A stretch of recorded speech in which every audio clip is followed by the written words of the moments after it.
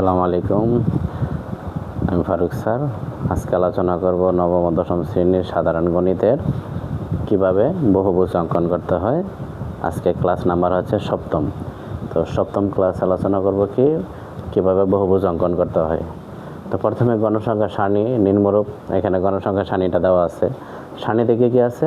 শ্রেণীব্যাপ্তি গণসংখ্যা। তো আমাদের কাজটা অতিরিক্ত করতে হবে শ্রেণী মধ্যমান। তো আমরা প্রথমে শ্রেণীব্যাপ্তি গণসংখ্যাটা লম্বালম্বিভাবে উঠাবো। উঠানোর পরে কাজটা কী করবো? শ্রেণী মধ্যমান। তো শ্রেণী মধ্যমানটা কীভাবে বের করবো?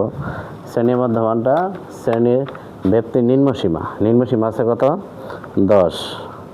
10-এর পর উচ্চসীমা আছে কত? 19। 10 আর 19 কত হলো? 29। ভাগ করবো কত দ্বারা? 2 দ্বারা। 14.5। তার মানে শ্রেণী মধ্যমানটা কত দাঁড়াইলো? 14.5। ঠিক তদ্রূপ আঁকতে হবে পর্যায়ক্রমে, যেহেতু ব্যবধান আছে কত? 10 থেকে 19, ব্যবধান 10 বা পার্থক্য 10। বাকি একটা বের করলে বাকিগুলো অটোমেটিক বের হয়ে যাবে। 14 না, 19, 20 আর 29 যোগ করার পর ভাগ করব 2 দ্বারা, 24.5। 30 যোগ 39 ভাগ 2, 34.5। বাকিগুলো 10 করে বাড়ায় যাও। একটা বের করলে ব্যবধান যা তত করে বাড়া গেলে হয়ে যাবে। যেহেতু ব্যবধান 10 করে বাড়া যাবে। 14.5, 24.5, 34.5, 44.5। তারপরে কত? 54.5, 64.5, 74.5। তার মানে শ্রেণী মধ্যমানটা প্রথমে একটা বের করতে হবে। একটা বের করলে শ্রেণী মধ্যমান যদি শ্রেণীব্যাপ্তি পার্থক্য যদি 5 হয়, বাকিগুলো 5 করে যোগ করে যাব। শ্রেণীব্যাপ্তি পার্থক্য যদি 10 হয়, বাকিগুলো 10 করে যোগ করে যাব। তো এখন আমাদের এই ছক কাগজে লিখতে হবে শ্রেণী মধ্যমানটা। নিচে লিখতে হবে x অক্ষ বরাবর শ্রেণী মধ্যমান, y অক্ষ বরাবর গণসংখ্যা। তা ধারাবাহিকভাবে প্রতি ঘরে একইভাবে লিখতে হবে 0, 5, 10, 15, এভাবে যতটা ঘর আছে তত ঘর পর্যন্ত। আর এখানে লিখব শ্রেণীব্যাপ্তির মধ্যমান। তা মধ্যমানটা কত পাইছিলাম? 14.5, 24.5, 34.5, 44.5 প্রতিটা ঘরে, 54.5, 64.5, সর্বশেষ পাইছি কত? 74.5। এখন আমাদের কাজটা কি তাহলে? লিখতে হবে ঠিক আয়তলেখার মতোই ছক কাগজের এক অক্ষ বরাবর শ্রেণী মধ্যমান। পূর্বে লেখা হয়েছিল অবিচ্ছিন্ন শ্রেণীসীমার মধ্যমান লিখছিলাম আয়তলেখার সময়। আর এটাতে লিখতে হবে শ্রেণী মধ্যমান। শ্রেণী মধ্যমান সেম একই জিনিস, আয়তলেখ, বহুভুজ, অজীব রেখা একই জিনিস। 3টার সময় 3টা কাজ করতে হয়।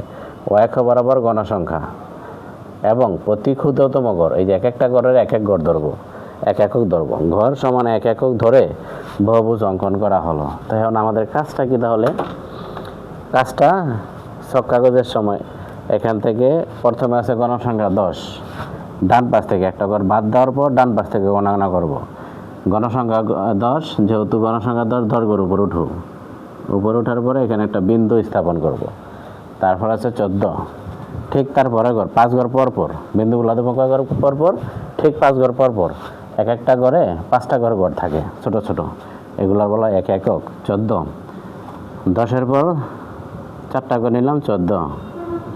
তারপর 18, 15-এর পর 3টা ঘর নেই, 18, 11, 10-এর পর 1 ঘর নেই, 11, 7, 5-এর পর 2 ঘর নেই, 7। তারপর 12, 10-এর পর 2 ঘর নেই, 12। তারপর 13, 10-এর পর 3 ঘর নেই, 13। বিন্দুগুলো স্পষ্টভাবে দিতে হবে। অবশ্যই এই গ্রাফ পেপারে ছক কাগজে আমাদের পেন্সিল দ্বারা ব্যবহার করতে হবে। যেহেতু আমি এখানে পেন্সিল দ্বারা ব্যবহার করলে দেখা যাবে না, বোঝা যাবে না, সেজন্য আমি কলম ইউজ করতেছি। তো এখানে আমরা বিন্দুগুলো শুধু এখন যোগ করে দেব।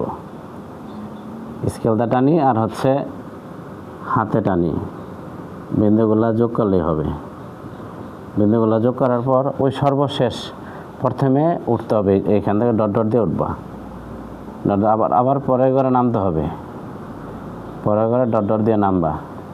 নামার পর এখানে যেহেতু প্রথমে কি ছিল? 74, সরি, প্রথমে ছিল 14, সর্বশেষ 74, সর্বশেষ 74। তাই ইচ্ছা করলে এখানে যেহেতু একটা ঘর বাকি থাকে, 74-এর পরে ব্যবধান যেহেতু 10, তার 10 ঘর বাড়াই দিতে পারি। তার মানে 84.5 5, এটা লিখলে হবে না লিখলে হবে, সমস্যা নেই। তো শ্রেণী মধ্যমানটা কি, x অক্ষ বরাবর শ্রেণী মধ্যমান, আর y অক্ষ বরাবর কি লিখব, গণসংখ্যা। এভাবে বহুভুজ অঙ্কন করতে হয়। যদি কারোর সমস্যা থাকে তাহলে আমি আবার রিপিট করতেছি। আয়তলক অঙ্কনের জন্য আমাদের প্রথমে 3টা কাজ করতে হবে। যেহেতু 2টা বক্স দেওয়া থাকে, শ্রেণীব্যাপ্তি গণসংখ্যা প্রতিটা সময় দেওয়া থাকে, আয়তলক বলি, বহুভুজ বলি, অজীব রেখা বলি, 3টার সময় শ্রেণীব্যাপ্তি গণসংখ্যা দেওয়া থাকে। তা আমাদের শুধু অতিরিক্ত একটা করে কাজ করতে হবে। বহুভুজের সময় শুধু শ্রেণী মধ্যমানটা কাজ করতে হবে। পাশাপাশি 2টা সংখ্যা যোগ করব, অর্থাৎ শ্রেণীর ব্যাপ্তির উচ্চসীমা নিম্নসীমা যোগ করার পর ভাগ করব 2 দ্বারা। ভাগ করার পর কত হয়েছে, 14.5। যেহেতু ব্যবধান 10, বাকিগুলো 10 করে বাড়াই গেলে হয়ে যাবে 14.5, 24.5, 34.5, 44.5, 54.5, 64.5, 74.5। তার কোনো কাজ না অতিরিক্ত। তাই কাগজের 1 অক্ষ হয়, নিচের পাটটা সমান কি, শ্রেণী মধ্যমান।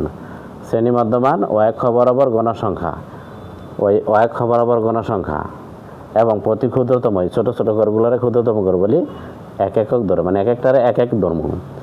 বহুভুজ অঙ্কন করা হলো। তো আজকে বহুভুজ অঙ্কনের জন্য আমাদের এই পর্যন্তই কাজ। আজকে এই পর্যন্তই। আল্লাহ হাফেজ।